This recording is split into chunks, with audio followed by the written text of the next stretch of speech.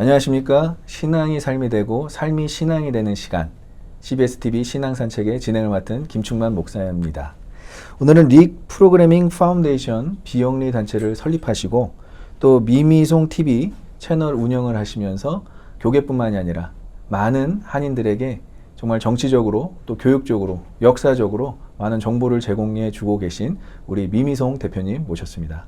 대표님 반갑습니다. 반갑습니다. 우리 CBS-TV 시청자분들에게 인사 한 말씀 부탁드립니다. 네, 만나 뵙게 돼서 반갑습니다. 좋은 정보를 드리기를 원합니다.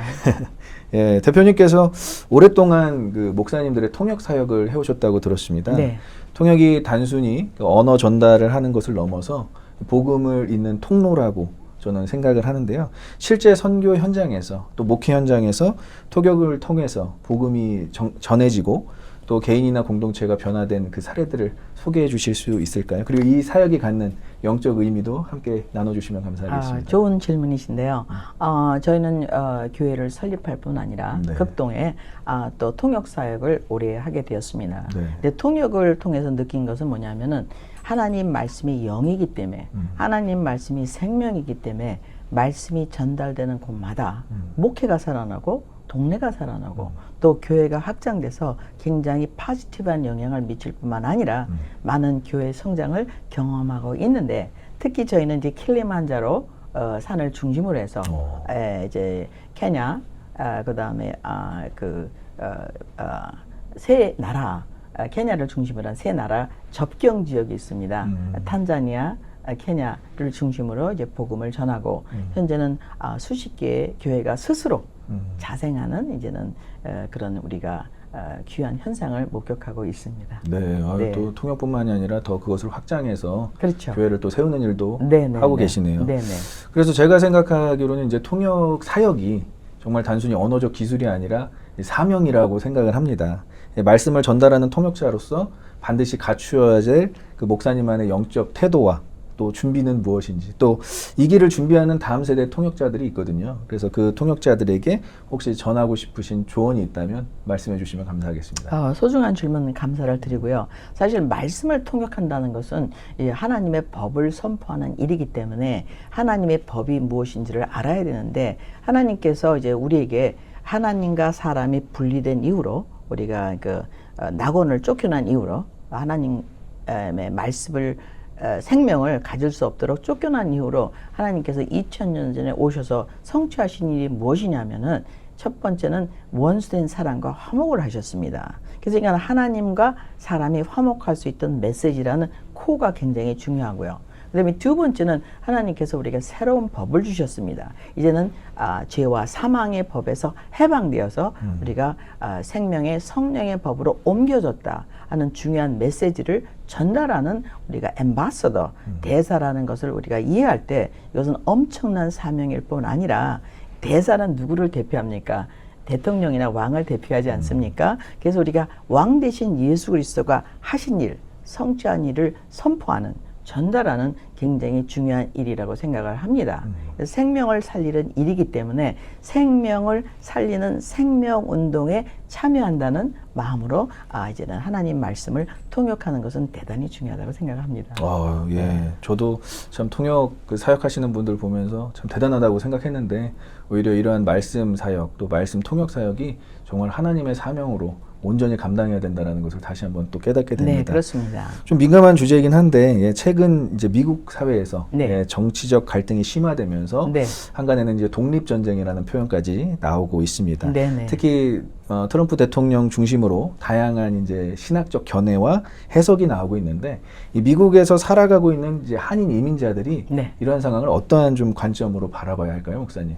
이건 너무나 중요한 토픽이라서 특히 트럼프를 좋아하는 사람도 있고 싫어하는 분들도 있지만 그 사람의 캐릭터를 보지 않고 그 사람의 policy, 정책을 우리가 보는 것이 대단히 중요합니다. 이제 현재는 지금 우리가 사는 조금 아까도 말씀드렸지만 하나님의 나라와 인간 제국과의 그 빡치기, 갈등의 시대에 살고 있기 때문에 지금 갈등이 완전히 표면화되는 그런 상황에 있죠. 그래서 우리가 문화적으로 많은 변화를 느끼고 있습니다.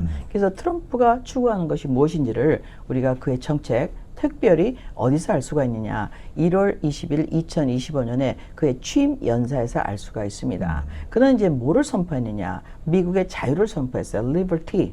그다음에 미국의 뭡니까? sovereignty. 이거는 뭐냐면 자주 독립이라는 뜻이거든요.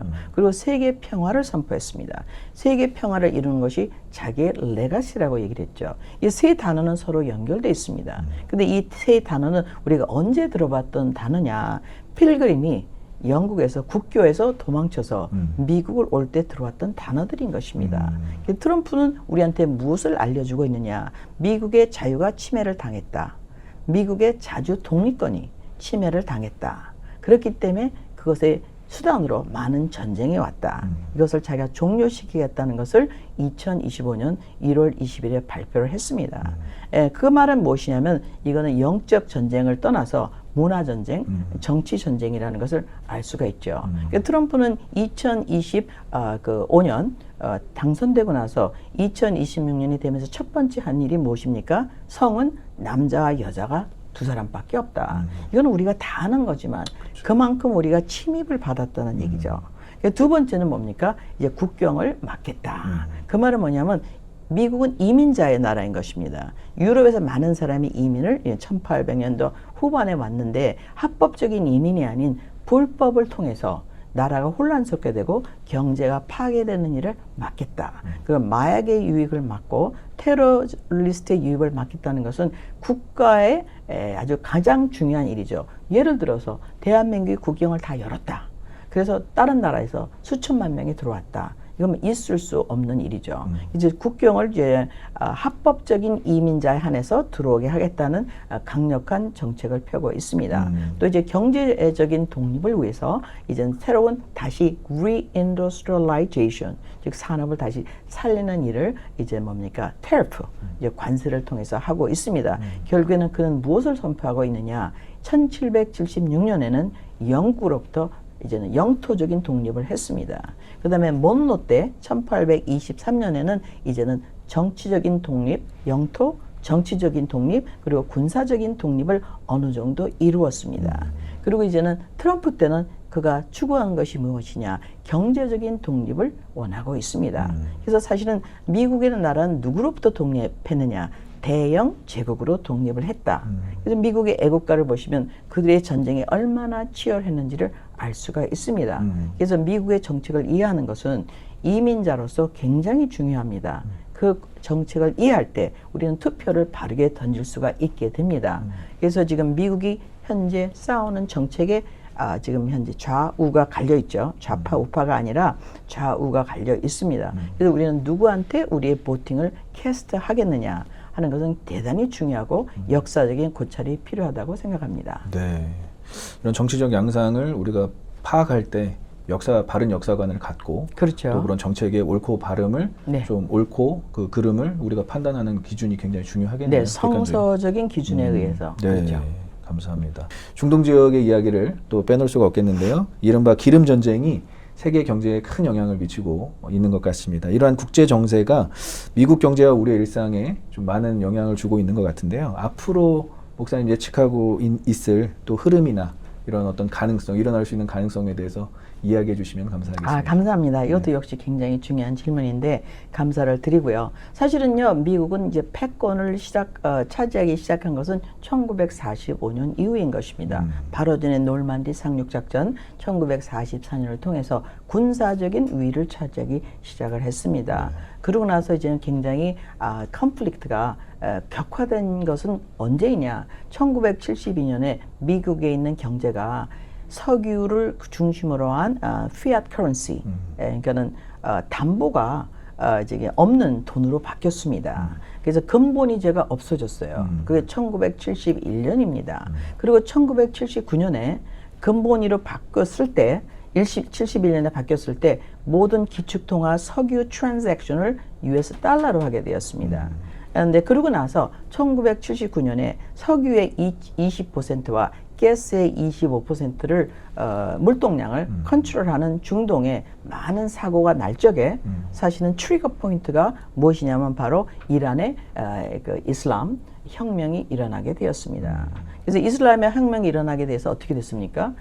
기름의 컨트롤이 굉장히 중요하게 되었죠. 기름이 이 이슬람 세력에서 컨트롤할 뿐만 아니라 여기에 가장 중요한 거는 전쟁이 일어날 경우에 거기 많은 테러가 있지 않습니까? 거기는 보험이 있게 됩니다. 로이즈 오브 런던이라는 회사에서 보험을 발행한 지가 350년이 됐고 특히 해협가 전쟁 보험은 전부 뱅크 오브 런던, 로이즈 오브 런던에서 발행을 하게 됩니다. 그러면 전쟁이 소문이 났다. 갑자기 테러가 일어났다. 그럼 기름값이 오르죠? 그 다음에 또 뭐가 오를까요? 보험이 올라가요. 그래서 영국의 모든 돈이 영국으로 통하는 것을 이제 트럼프가 이제는 감시하고 있습니다. 그리고 그것을 노출하고 있어요. 그래서 트럼프가 이번에 섹션 311이라는 것을 발동시켰습니다. 그래서 섹션 311은 뭐냐면 머니 런더링, 즉 돈 세탁을 하거나 자금 세탁을 하거나 마약을 통해서 돈을 가져가는 그 모든 조직들을 중동에서 그가 이제는 드러내고 있습니다. 그래서 그 법에 의해서 지금 많은 뱅크가, 특히 영국에 있는 뱅크가 벌써 서너 개가 스탑, 디포즈가 됐어요. 그들이 지금 트랜잭션은 $1 빌리언 달러를 넘어갑니다. 한 해에. 이런 거. 그래서 트럼프가 이것을 통해서 하는 것은 뭐냐면 기름의 물동량을 오픈시켜서 유가를 안정시키기로 말미암아 트럼프가 원하는 세계 평화를 유지하고 세계 평화를 유지하기 위해서는요 경제가 안정돼야 됩니다. 그러려면 유가 안정이 필요합니다. 그래서 로이즈 오브 런던이 이란 전쟁이 있기 때문에 보험을 캔슬시켜 버렸어요.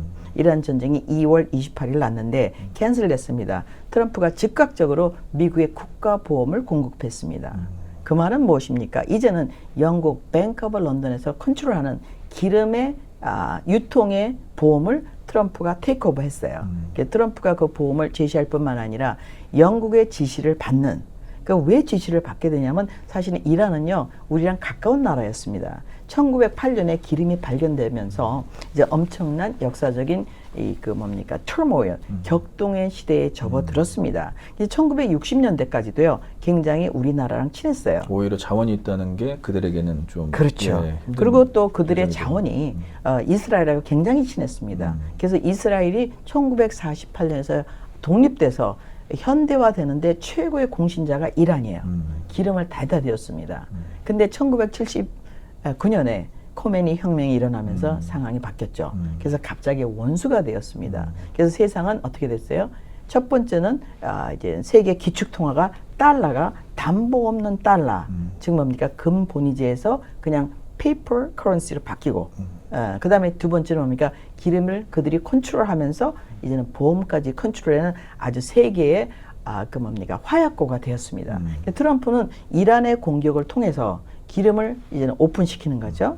그럴 뿐만 아니라 유가를 안정시켜서 세계 경제를 한꺼번에 개발하자는 의미로 바로 이제 1월 28일 날에 뭐를 선포했냐? 보도 피스라는 걸 만들었어요. 그래서 뭡니까? 이것은요 이제 평화 이제는 회의죠. 세계 평화 회의를 만들어서 기름을 통한 이제 세계 경제의 유동성을 자기가 스탑시키겠다. 이건 굉장히 중요한 사건인 것입니다. 근데 그 뒤에 이란이라는 나라는 바로 한 세대 전에 아버지 세대는 낙타 타고 다녔습니다. 거기 중동은 다 낙타예요. 제가 여러 번 가봤습니다. 선교 때문에. 근데 그들은 아버지 세대는 사막에서 유목민이었어요.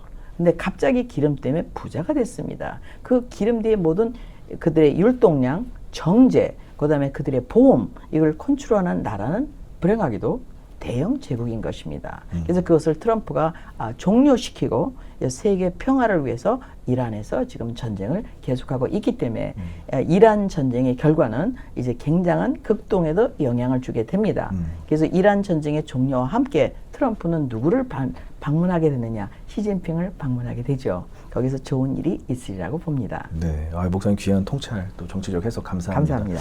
이 정도면은 제가 봤을 때는 목사님의 어떤 그 통역 사역보다 정치적 영역에서 활동하고 계신 그 역량이 더 커지실 것 같은데 지금 정치 활동을 하고 계시죠, 목사님? 사실은 저는 이제 아놀드 스와스나가 때 그 주지사에 APIC라고 합니다. 그러니까는 그러니까는 그 임명자 중에서는 제일 높은 직이죠. 거기서 제가 APIC 커미셔널 6년을 했습니다. 네. 그러면서 이제 한국하고 가주하고 트레이드 미션 네. 무역을 제가 합류를 시켜준 적이 있습니다. 그렇구나. 그것도 그 전에는 또 뭐 워싱턴에서 조금 일을 했었는데요. 네. 사실 포인트는 뭐냐면 우리의 이 정책 관여는 매우 중요하다고 생각합니다. 그런 면에서 제국주의가 아닌 우리가 투표를 해서 우리의 우리의 그러니까는 입법자를 뽑을 수 있는 과정에 우리가 관여되는 것은 매우 중요하다고 생각합니다. 그리고 입법자들이 모른다 할지라도 우리가 영향을 주어야 되겠죠. 그래서 그런 일을 하고 있습니다. 목사님 참 대단하십니다. 마지막으로 이제 목사님 이제 정치적 활동을 통해서 네.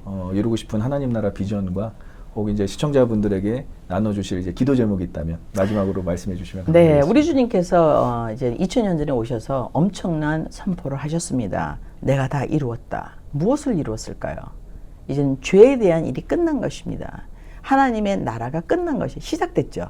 그래서 하나님 나라가 가까이 왔다고 말씀하셨습니다. 그래서 우리 하나님의 나라와 하나님을 반역한 세력과의 싸움에서 이제 시간표가 굉장히 가까워오는 우리가 intensity, 이게 우리가 이 드럼이 굉장히 세지는 것을 우리가 느낄 수가 있습니다. 그래서 이를 더욱 깨어서 하나님의 시간표를 공부하면서 우리 주님께서 오실 때는 로마 제국 1대 황제 아우구스투스 때 오셨습니다. 그래서 분명히 성경에 우리 다니엘서 2장, 7장, 9장에 의하면 마지막 제국이 로마 제국입니다. 로마 제국의 다리가 2개가 되었다가 10개로 나눠질 때, 즉 멀티폴라 시대에 개입할 때, 돌입할 때 우리 주님께서 오시는 것을 약속하고 계십니다. 그때가 가까이 온 것을 우리가 트럼프의 정책, 특히 보더 피스를 통해서 이제는 유로센트릭, 서구 유럽 중심이 아닌 글로벌 사우스라고 하는 동남아를 통해서 또 아프리카를 통해서 남미를 통해서 그 나라를 일으켜주는 일을 트럼프가 하고 있다. 즉 다리의 2개, 즉 서구 유럽과 동구 유럽이 지금 10개의 파워로 나누어지고 있는 시대에 살고 있다라는 것을 우리가 느낄 수가 있습니다. 특별히 트럼프는 12월 5일 2025년에 미국의 National Security Strategy를 발표했습니다. 그게 미국의 안보의 전략이라는 거죠. 안보 전략의 5개의 가장 중요한 나라를 발표했습니다. 그게 누구냐? 미국, 러시아, 그다음에 일본, 그다음에 중국, 그다음에 인도인 것입니다. 그래서 우리는 뭐를 느낄 수 있냐? 이제는 웨스턴 센츄릭에서 지금 극동으로 파워의 힘이 옮겨가고 있구나를 느낄 수가 있습니다. 즉 우리가 2000년 동안 경험하지 못했던 서구 센츄릭에서 멀티폴라 시대로 들어가고 있습니다. 즉 발가락의 10개의 시대로. 그래서 지금 더욱더 깨어서 기도하며 선교에 집중할 때가 아닌가 생각합니다. 네, 목사님 귀한 말씀 감사합니다. 참 이렇게 목사님이 말씀하신 대로 바른 성경관, 그런 성경적 가치관으로 우리가 정책 참여하고 또 정치에 참여하는 것이 무엇보다도 중요한 시대에 살아가고 있는 것 같습니다. 지금까지 신앙산책의 우리 미미송 목사님 그리고 진행을 맡은 김충만 목사였습니다. 감사합니다. 감사합니다.